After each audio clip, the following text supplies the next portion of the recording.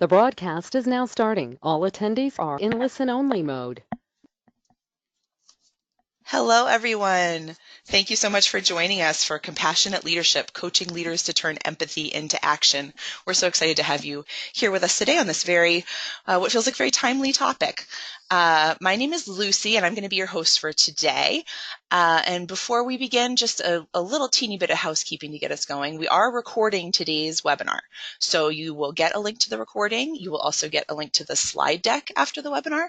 And we'll also have a blog post this week that kind of summarizes the key points and has Q&A. So a lot of the answers to any questions that we don't get to in time will be in that blog post. And due to the size of our audience today, we have a great group. Everyone is in listen-only mode, so you're automatically muted. But of course, we want to hear from you. So just type your questions or comments as they come to you in that question box in your webinar navigation tool. And you don't have to hold them. We'll have a couple points where we pause for them, and I'll see if our presenter can get to as many as we can. Any that we can't get to during the session, we will make sure that we answer them offline. So you'll hear from us, and we'll also do that great Q&A on the blog. But please share them as they come to you, and we'll share them with the presenter when we have a couple pauses for questions. So just a quick introduction of who we are here at MRG, if you haven't joined us before, and who's going to be going through your content today. So MRG is a global leader in designing assessments that impact people in profound and meaningful ways. We have solutions for leadership, personal development, motivation, sales, service. Our instruments are research-backed, and it delivers action-inspiring feedback to foster self-awareness. That's really our goal, and encourage people to pursue growth. So our assessments are used by more than 1,500 certified practitioners in countries around the world in many languages. And we've been doing this for over 35 years, and in that time, you get a lot of terrific data, and from that data, you get a lot of really great research, and that's the basis of what we're going to be sharing with you today. And the person who will be sharing that with you, I'll introduce you to Maria Brown. She is the head of research at MRG. Maria has a PhD in psychology from Vanderbilt. She's done award-winning research on educational practices.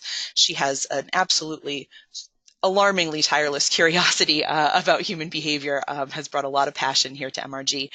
And she recently presented on this topic specifically at the European Mentoring and Coaching Council in Dublin, Ireland, just a couple weeks ago. And that presentation generated a lot of interest. So this is brand new research that just debuted there. And we are so excited to share it with you right now. So with that, I will hand things over to Maria. Thank you, Lucy. And thank you, everyone, for joining us today. So we are here to share some new insights about a topic that is very timely, as Lucy shared.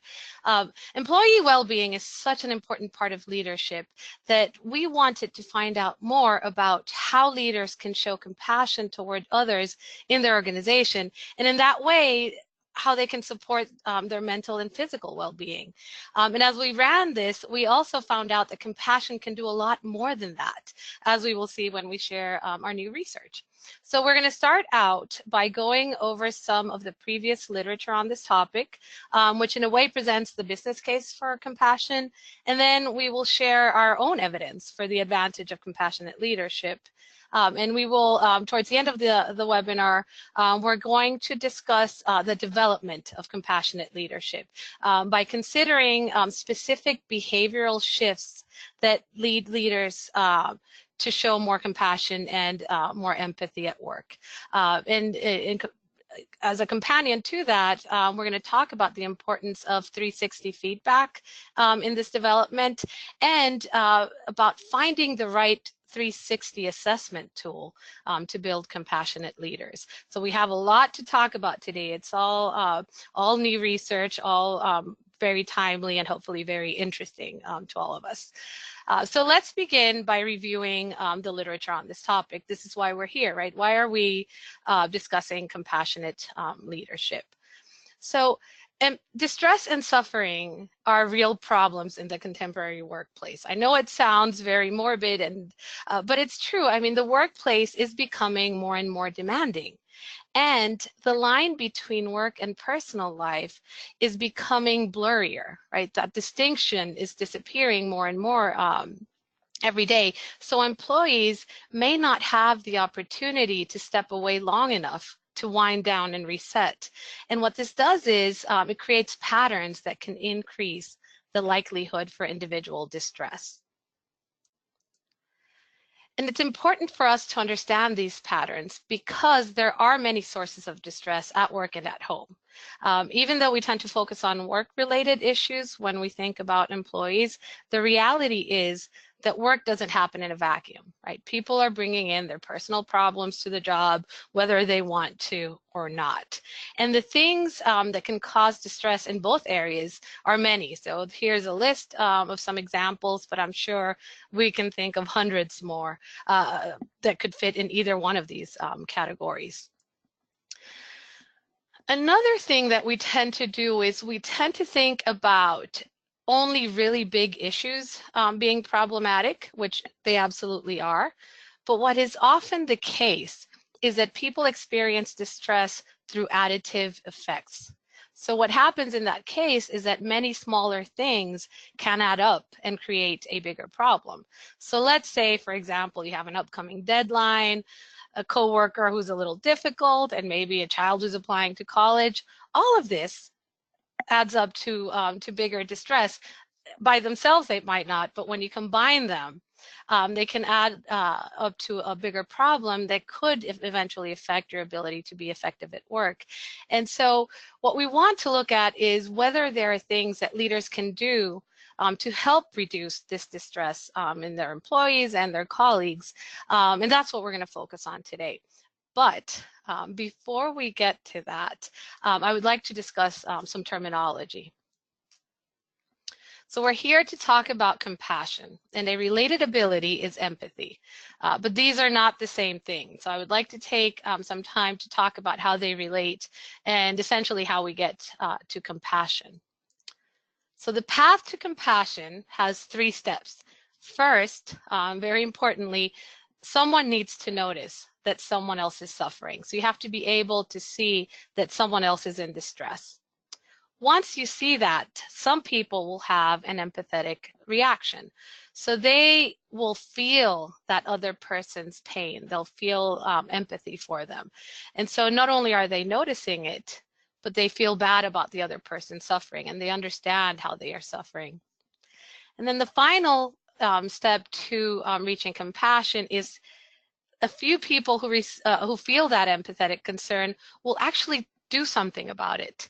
They will respond with compassion. And what that means is that they respond in a way that helps to relieve the stress or the suffering or concern or pain that that person is feeling. So there are 3 steps to compassion, and the second step to it is empathetic concern. So as we talk about this, we're going to talk about these 2 concepts separately, but keep in mind that one is essential for the other. You need to feel empathy before you're able to show compassion. So there's plenty of research showing that compassion has a positive impact in general. In fact, compassion can impact many different people. The person who receives a compassionate act, for example, has the potential for healing physically and psychologically. They can feel better about themselves once they see that others are being compassionate toward them. Being the target of compassion can change how we view subsequent events. And this is actually really important because it means that a person will be better able to handle potentially distressing events in the future if they have been the target of a compassionate act. Another interesting fact about compassion is that people who are required to show compassion frequently, think about nurses, teachers, doctors, even coaches and practitioners in general, they can feel compassion fatigue. And so they benefit from being the targets of compassion themselves. So it's important to understand that we need to feel compassion as well when we are engaging in it regularly. What this does is it helps them recharge their energy stores so that they can go back out and continue to show compassion to others. So receiving compassion has many benefits, but compassion also affects the giver of the compassionate act in positive ways. And we don't always think about it that way, but they benefit as well. They feel good about themselves and who they are. They gain a pro-social identity. They are seen as better leaders. So it turns out that taking the time to help others shows strength. And so you are seen as a stronger leader when you behave compassionately. They also build their networks. They create meaningful connections, and this happens across the organization. So they're making connections with peers, bosses, direct reports, and even with people they might not interact with directly. What's interesting about this, about being a giver of compassion, is that it doesn't always require that we help someone directly. So sometimes being compassionate can be as simple as letting someone know about available resources. So think about perhaps reminding a direct report that the company pays for mental health care, or reminding them about meditation in the conference room on Fridays, something that can help them reduce the level of stress that they have. So it doesn't necessarily have to be about doing a lot. It could be as much as giving information about the tools that someone needs to solve their problems. A third beneficiary to compassion is actually the organization as a whole. It turns out that compassion can have butterfly effects. So employees of organizations who witness compassion tend to feel better about where they work. And that pride that they feel about the organization can lead to greater commitment to the organization. It leads them to want to develop themselves professionally, right? So they can contribute in new and different ways. It makes people be nicer to others. And interestingly, and I think this is really important as well, it makes them more receptive to receiving help themselves. Because when we see others accepting help, and we see others being helpful, that provides us with evidence that it's okay to accept help, and that it's normal within this context, whatever the organizational context is, to accept that help. Finally, when leaders show compassion, and that compassion serves as a model for others, others start to show compassion. And at that point, everyone starts to experience the benefits of compassion. And what it can end up doing is increasing organizational-wide resilience, right? So what is better than that? You're taking care of each other, and in that way, the entire organization is going to benefit at all levels. So we've established some common ground. I think there's a clear business case for compassion here, but we want to learn more about your own experiences. So it's time to invite some audience participation. And Lucy's going to open the poll, but we want to know whether the need for leaders to be compassionate comes up in your practice rarely, B, sometimes, or C, often. And I'm going to hand it off to Lucy. Thanks, Maria. People are already starting to weigh in, so I'll just give you a moment or two. Everyone, we'd love to hear from you on this and just find out how much does this come up for you that you perceive. And we've got almost everybody in. All right. And let's look at those results. So 3% said rarely, 41% said sometimes, and 56% said that comes up often. Wow, thank you, Lucy. So I think a lot of us agree that this is important, and we've been talking about it, but most of us have discussed it at some point with that, high number of B responses. And I think as we learn more about compassion, we're going to learn that it's not just about being nice to others, but there is a real business benefit to acting compassionately. And so I hope that this and other studies like it are just the beginning, and we continue to talk about this. So thank you all for sharing your answers. Okay, so now that we know that compassion is important and that we're all interested in it and talking about it, let's turn to talking about how we can help leaders show more compassion. Because empathy is a necessary component of compassion, we're going to start there. And what we're going to do today with our new research is we're going to answer 2 questions about empathy. First, we're going to answer, based on our data, what are the advantages of demonstrating empathy? Okay. Second, we're going to look at the behaviors associated with empathy. And this is going to allow us to understand what leaders need to focus on in order to appear more empathetic to others.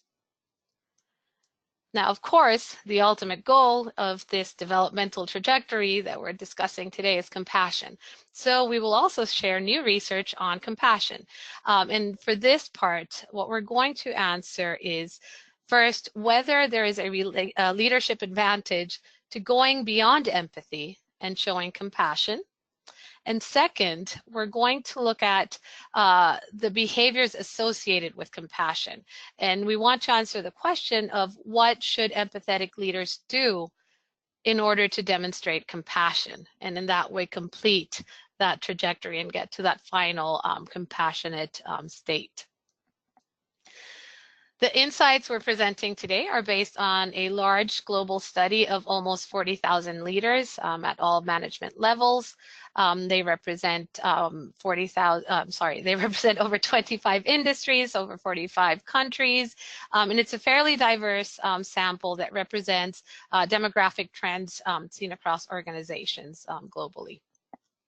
The data for this study come from the Leadership Effectiveness Analysis, or the LEA 360, and this assessment has been completed around the world by more than 1 million participants. Because for this particular study, we are interested in how leaders appear to be more empathetic and eventually appear to be more compassionate, we're going to mainly use data from the Observer questionnaire. Okay. And the Observer questionnaire measures 22 different leadership behaviors and 31 leadership competencies from the perspective of bosses, peers, and direct reports. The 22 leadership behaviors are neutral in nature, and what they do is they help leaders understand how others see them. And this can help them determine the types of shifts that they should engage in to be effective in their particular leadership context. The 31 competencies are outcome-driven competencies, and what these do is they allow leaders to see where they are most effective and where they might need to work on their effectiveness. The behaviors in the LEA are grouped into 6 functions, and I don't want to spend too much time describing them here because I will talk about them when we talk about the research findings. So you'll hear more about what each of these behaviors actually measures. Okay, so let's jump right into the first part of this research. So let's start by looking at empathetic leadership. So we defined empathetic leadership the way that the LEA 360 defines it. Okay, so it's a behavioral measure of empathy that tells us how much a leader emphasizes behaviors that demonstrate feeling empathy for others. And so some examples of what we're measuring with the LEA 360 measure of empathy is whether they're being sympathetic, whether they are behaving in ways that are sensitive and kind, whether they behave in ways that show concern about the welfare of others, and whether they're showing genuine interest in others. So it's an entirely behavioral measure of empathy. Now remember that each participant in this study has multiple observers. They have bosses, peers, and direct reports. For this study, each participant received a weighted average for each behavior and competency. So what that means is that each participant had 22 behavior scores and 31 competency scores. We took the empathy behavior and classified participants based on it. So the top 35% on empathy was classified as our high empathy group, and everyone else was put into the other 65% group. What this means, or in other words, what we did was, if you were to sort the group by empathy score, the ones at the top 35% becomes our high empathy group, and everyone else gets placed in the other group. Once we have 2 groups, then we can compare them on the remaining LEA behaviors and on competency items. Okay, so the first part of what we're going to do is compare them on competency. So let's look at these differences. When we compare these two groups of leaders on their different competency levels, this allows us to see if there are advantages to being empathetic in terms of leadership effectiveness. So what you can see on the screen now is a graph where dark gray bars indicate competencies for which the less empathetic leaders were rated higher by their observers. The blue bars indicate competencies for which the most empathetic leaders were rated higher, and light gray bars mean that there were no group differences. Additionally, the longer the bar, the greater the effect size, and so that means that there's a greater difference between the two groups. Okay, so for instance, willingness to listen is a big differentiator between the two groups, where the top 35% was rated higher on this competency. So when we put these results together, what we see is that empathetic leaders were seen as more competent than less empathetic leaders on competencies related to people skills. So these are things like conflict management and being effectively inclusive. They were also rated higher on competencies related to perspective taking, things like having insight into people and displaying self-awareness. However, there were either some disadvantages or no group differences on all the business competencies, things like delivering results, and on broader cognitive skills, so things outside of perspective taking. An example of that would be capacity for effective thinking. And so the bottom line here is that there are more advantages to showing empathy than there are disadvantages. So there is a value to showing empathy. So what's our next step? How can we help leaders develop the ability to show empathy if they're not already in that high empathy group? And in that way, how can we help them reap some of those benefits that we're seeing associated with empathy? So this graph here shows the behaviors displayed by the two groups of leaders. So high empathy leaders are in blue, and the lower empathy leaders are in dark gray. LEA behaviors are in the bottom of the graph, and the percentiles are listed on the left. And I'm going to get into more detail, but just looking at this graph, at face value, we can see that there are some differences in their approach to leadership, right? There's very little overlap between these two lines. But of course, we are a research organization, so we tested for group differences and used those to develop the following coaching insights. So these are the differences that mean something in terms of coaching leaders to become more empathetic. Okay, so to help leaders become more empathetic, coaches need to should consider helping them decrease certain things. They should help them decrease the amount of time and effort placed on following through on projects and tasks, and making sure that things happen exactly as planned, as measured by control and feedback. They should also help them decrease their focus on achieving results and setting challenging goals. And this is measured by management focus and dominant and production. These shifts are not only associated with higher levels of empathy, but they will make room for leaders to place more emphasis on behaviors that are associated with higher empathy. And one thing that I would like to make sure that we all keep in mind is that a decrease in a behavior doesn't mean that you stop doing these things, just that you think about where you can shift your focus so that you can focus on other behaviors, right? Or you can be a little more selective about when you are applying these behaviors. So what behaviors should leaders be increasing in order to appear more empathetic? Leaders should be coached to foster collaboration, to invite input from others and make it easy for them to establish easy interpersonal relationships with others. Okay, so we've seen behaviors where we might have to see less of, and some where we need to see more of. Okay, and so this provides a great starting point, right? So far we have shown that there are quite a few advantages of showing empathy. We've also talked about the behavioral shifts that can help leaders convey greater levels of empathy, but we can't stop here, right?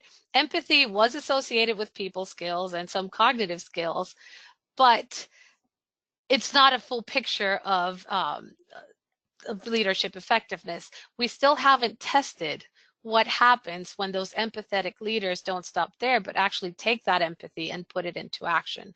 And so that's what we're going to look next. We want to look at whether compassion which is empathy in action, confers even greater advantages to leadership effectiveness. Okay, so let's shift to that ultimate goal. How do we help leaders convey compassionate leadership?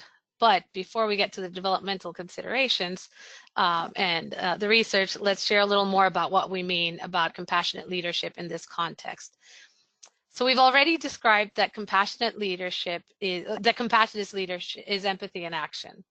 There are many ways that one can show empathy, but because we are working with a leadership sample, we wanted to focus on the ways that compassion is expressed in a business or an organizational setting. And to achieve this goal, we created a measure of compassionate leadership that incorporates 3 of the LEA leadership competency measures. Okay, so these are the ability to develop people, the ability to work with diverse people, and the ability to demonstrate ethical leadership. These 3 competencies give us a clear example of how leaders can take that empathy and turn it into action within an organizational setting. Now, of course, we need to create an operational definition of compassion. So what we decided to do was any leader who scored in the top 50% on all 3 of these competencies was classified as a compassionate leader. Okay, so to be compassionate, considered a compassionate leader, you had to be above average on all 3 of these competencies. Because we know that empathy is a necessary factor for compassion, we only included high empathy leaders in this study. Okay, and so this means that we only included that top 35% from the previous study. But we took these participants and categorized them into 2 groups based on level of compassion, which gave us 2 different groups: high compassion. Remember, they're scoring above average on 3 relevant competencies, and everyone else went into the other group. Just like before, now that we had 2 groups, we're able to compare them on the different LEA behaviors and competency measures. One important step that we took in this research was to make sure that the 2 groups had the same level of empathy. And what this does is it ensures that any differences that we see between the groups is due to level of compassion and not to something else like random differences in empathy. Okay, actually, before I show you that, I want to show you the competency differences between the groups, but I want to remind you that one of the things we wanted to test was whether higher compassion had an advantage beyond what empathy provides. So let's look at what we found. Here are the results. The high compassion group outscored the lower compassion group on every competency measured except for 1.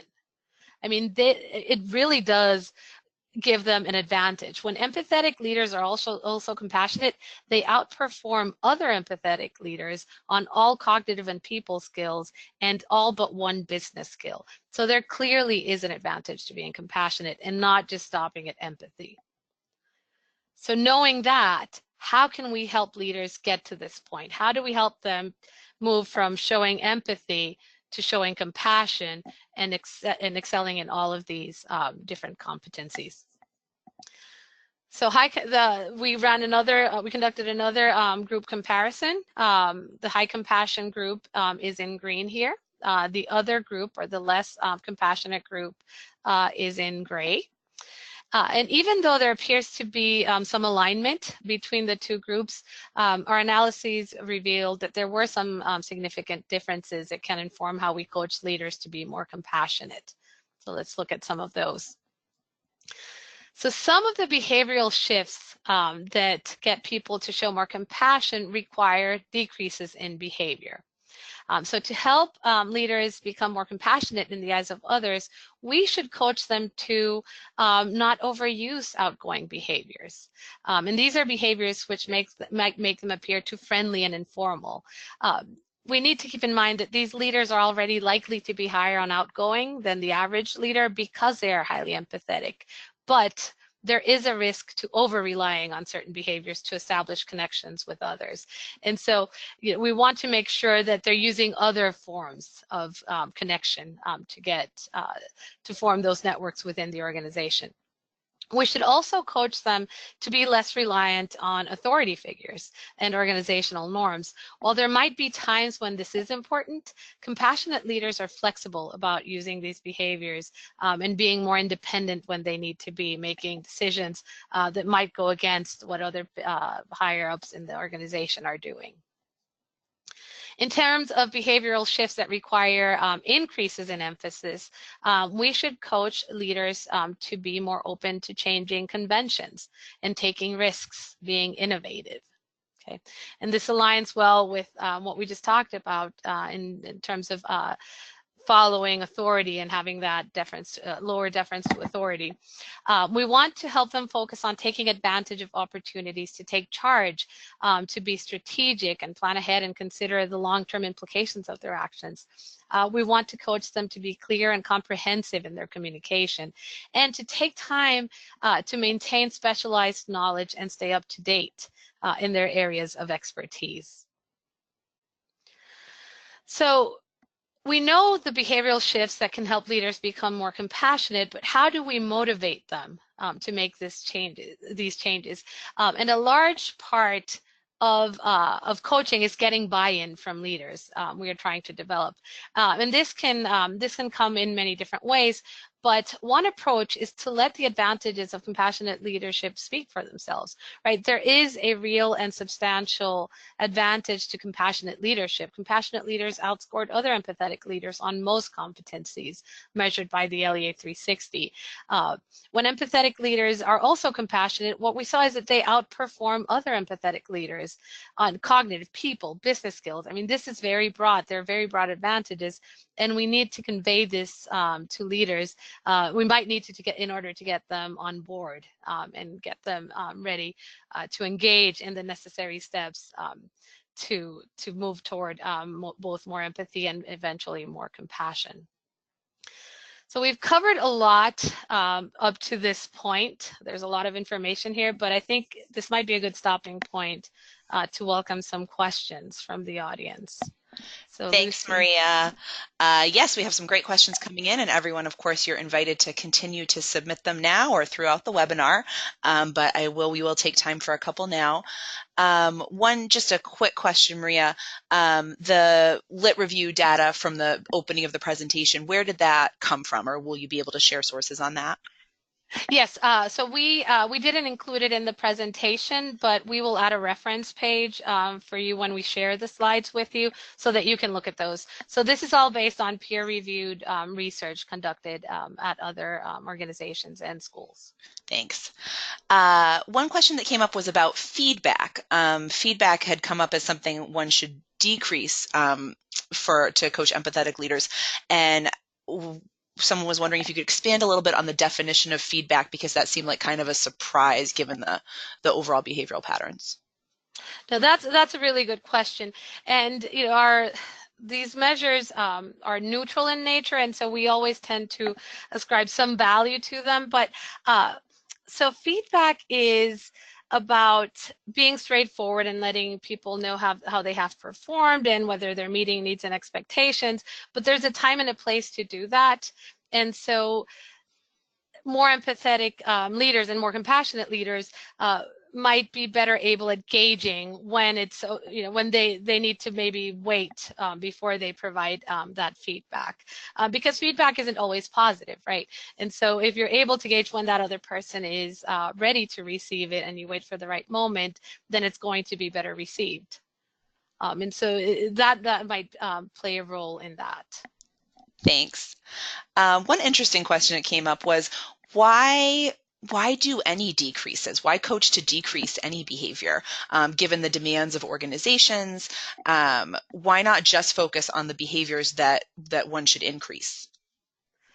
That is a really good question. So the way that the LEA is designed, we look at emphasis relative to other behaviors.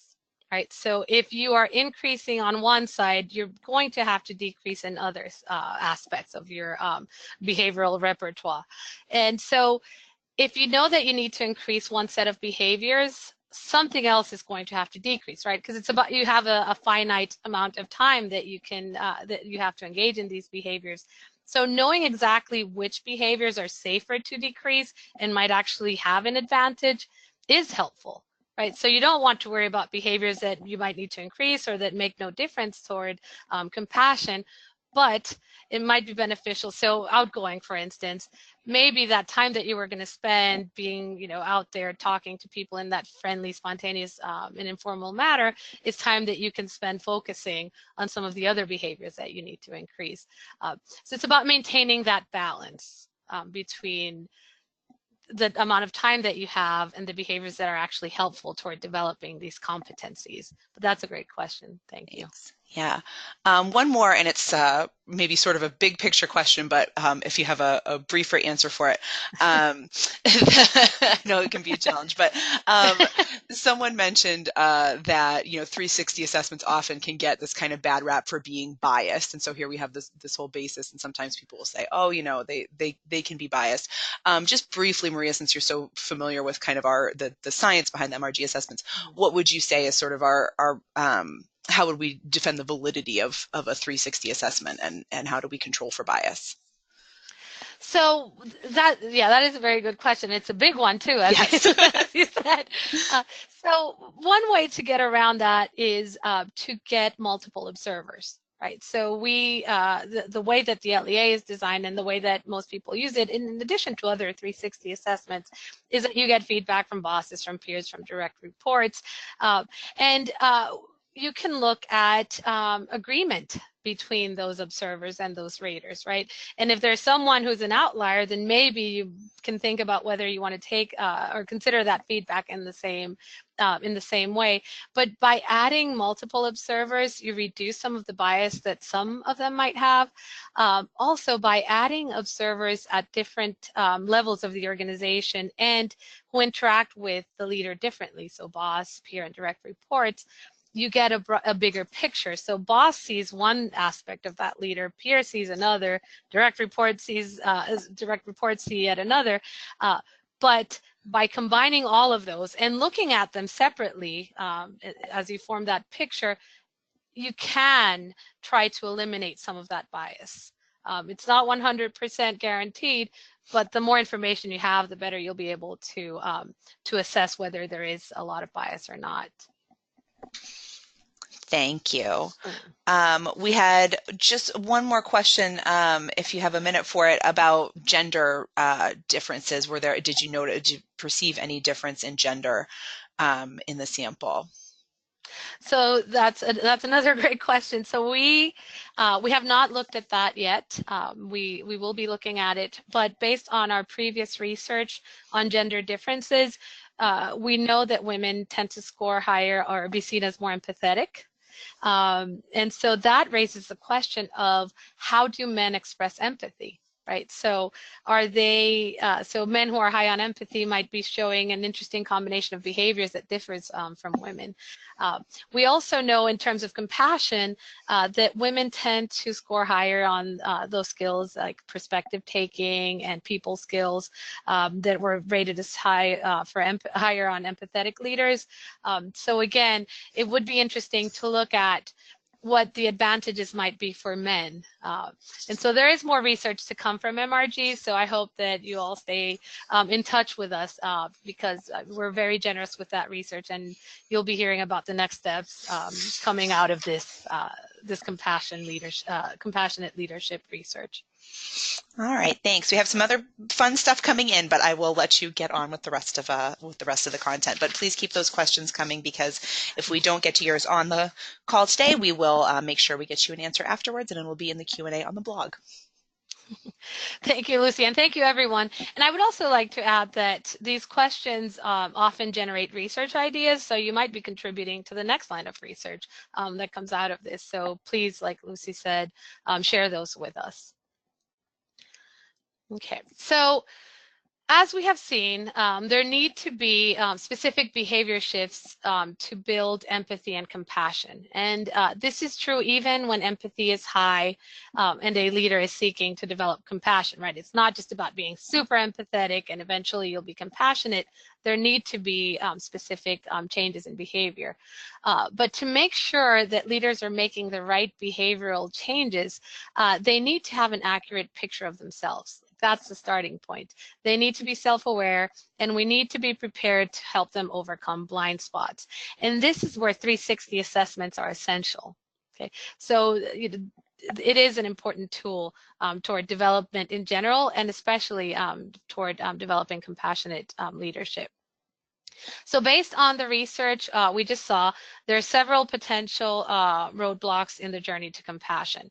So it turns out that leaders who scored lower on empathy in the first study and those who scored lower on compassion in the second study also scored lower on self-awareness, right? So the ones who need to improve their empathy and their compassion scores are the ones who are least self-aware. And we know that self-awareness is critical for development.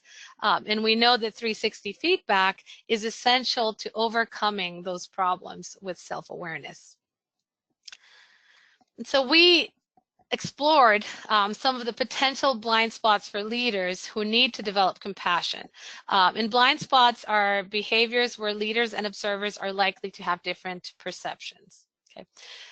For this particular study, we compared self-perceptions on the 22 LEA behaviors to observer perceptions in the group of leaders who were high on empathy but low on compassion. So these are the leaders who are working to develop compassion. They're already empathetic. So by looking at which behaviors leaders perceive differently from their observers, we can find blind spots that can hinder the development of compassionate leadership. So we have already discussed the behavior shifts that are associated with turning empathy into action, and 5 of these were associated with potential blind spots. Now, of course, these are general blind spots. These are group results. Each leader will have their own blind spots, but these are good guideposts, right? They tell us what we should be checking as we're developing those plans for those leaders. So 3 of the behaviors, for 3 of them, leaders tended to overestimate their emphasis. So for example, leaders perceive themselves higher on management focus or the tendency to seek opportunities to be in charge than what their observers saw. And then for 2 of those behaviors, leaders underestimated their emphasis. So as an example, leaders perceive themselves as being lower on clarity of communication than what their observers perceive them to be. And so what does this mean in terms of coaching? These are, again, areas where self and observer perceptions might be different.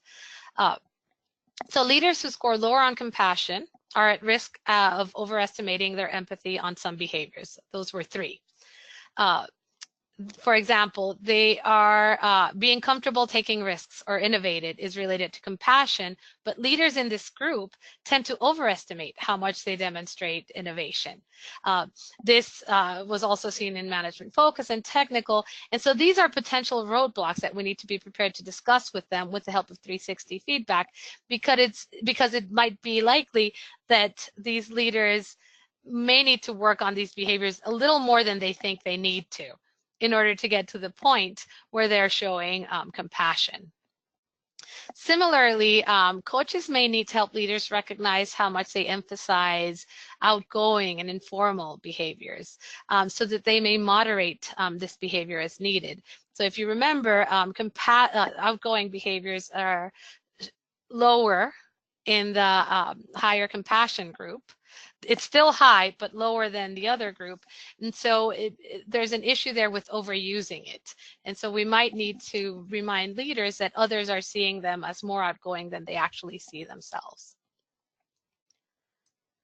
There was also one behavior where observer perceptions were more aligned with compassionate leadership than self-perceptions.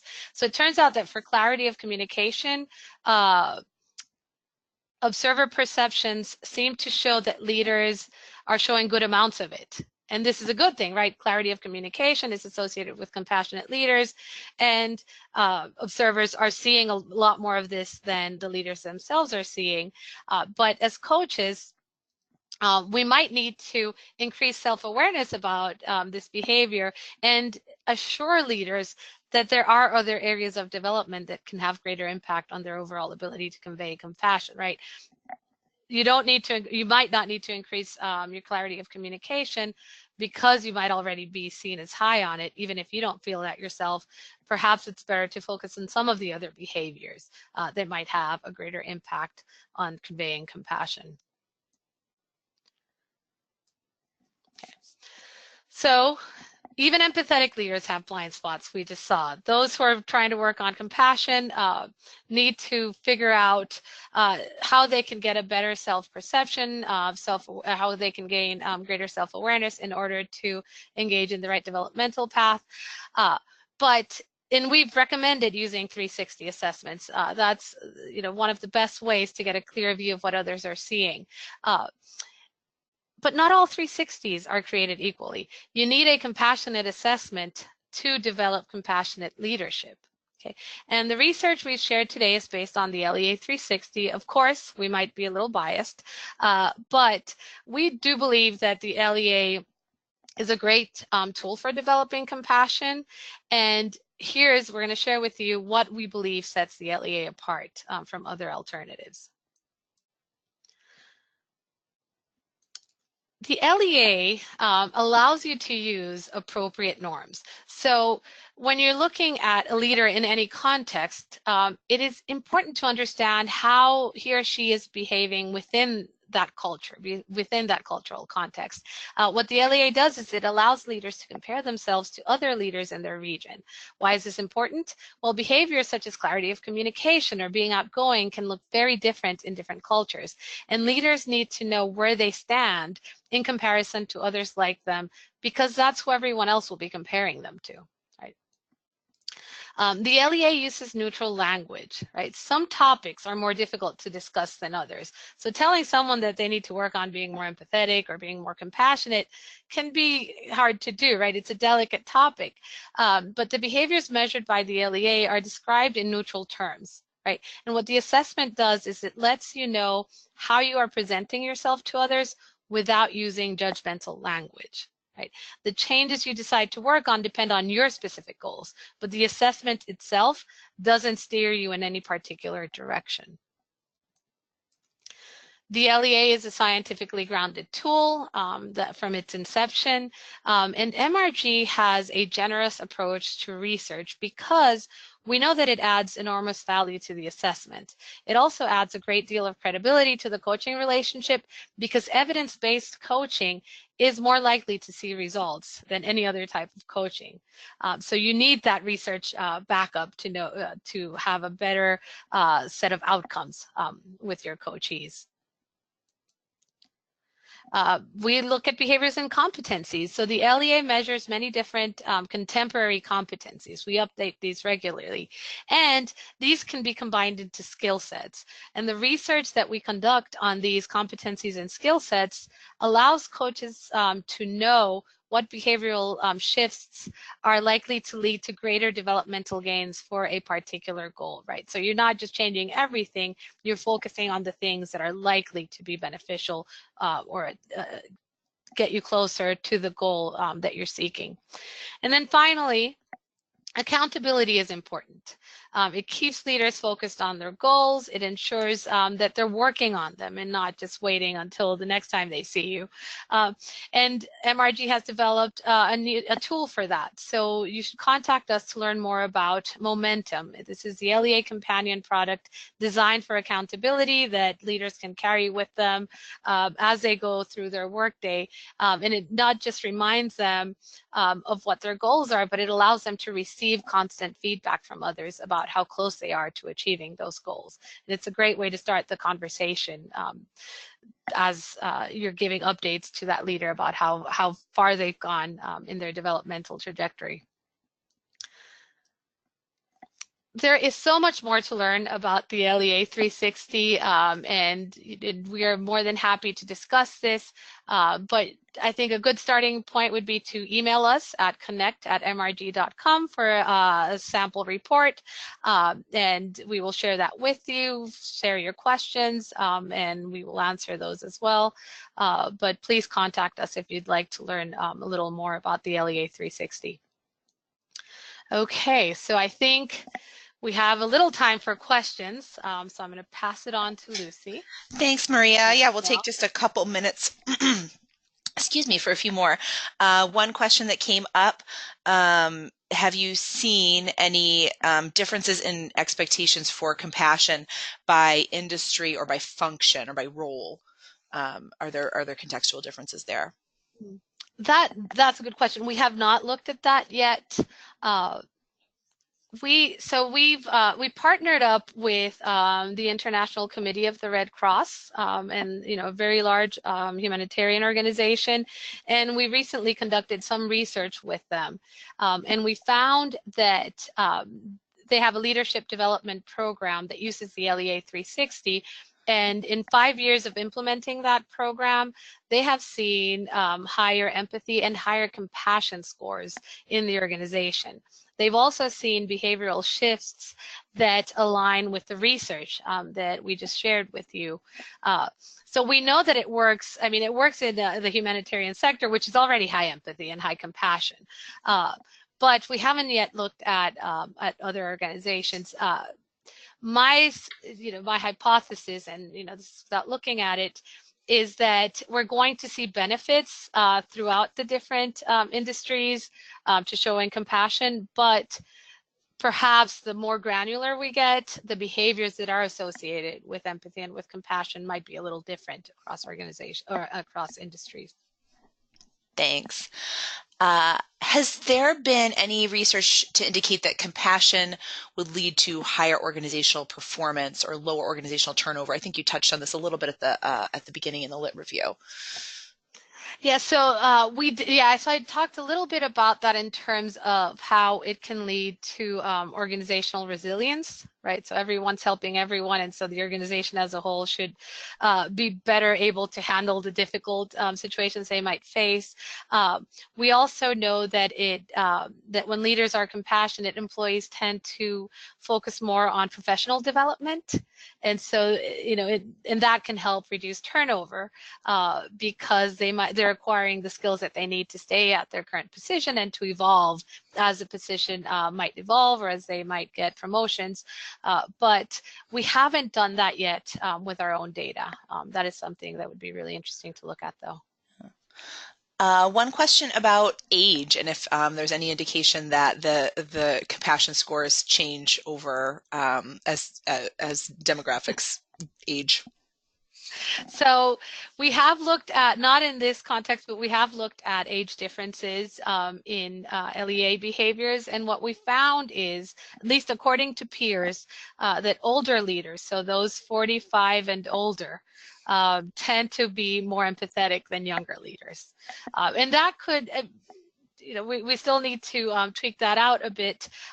But as we get older, we get more comfortable at work, and so perhaps that gives us more opportunities to behave in empathetic ways. When we're younger, we're still working toward getting to that point, and so we might be a little more self-focused, not because we don't care about others, but there are other needs that need to be met before we get to that.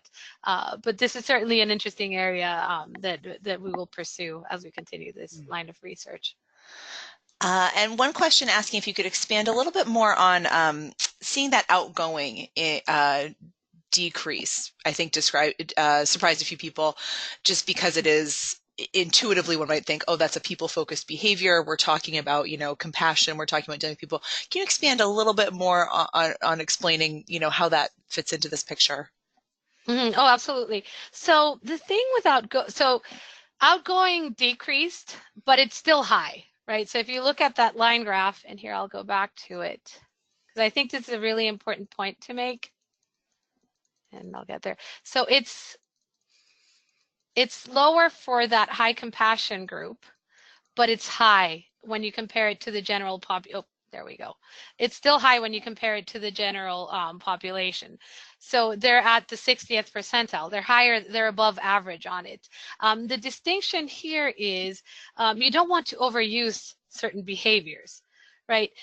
Perhaps when you're too outgoing, you may be seen as more superficial, right? So you don't really mean it. So you're not really feeling that empathy that that you appear to be showing, and so moderating that in a little bit so that you can show other behaviors, perhaps maybe showing better feedback or focusing on other ways of being empathetic, can have a higher impact on showing compassion. Remember, compassion requires action, and so you need some time to do that.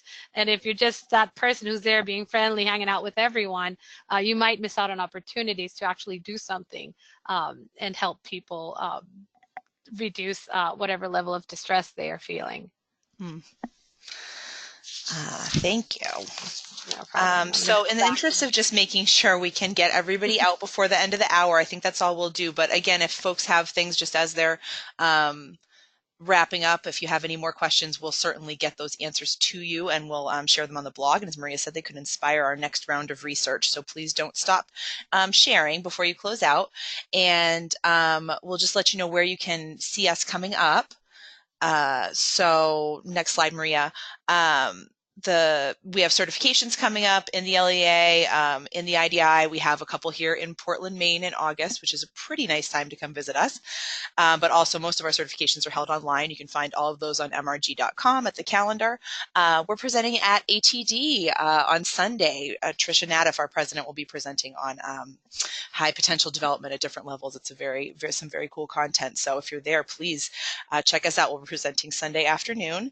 And we have a webinar coming up in just a few weeks, Demystifying Millennials, and it's some really interesting motivation research to kind of dispel some of the myths that I think come up around generational differences. So that should be a great one. If you can't join us live, of course, you can always register and you'll get the recording and the slide deck afterwards. So that is all we have for today. Again, pop those questions in, reach out to us if you'd like a sample of anything, something comes up afterwards. We're always happy to stay connected. So we really appreciate your time today, and we look forward to seeing you again soon. Thank you so much.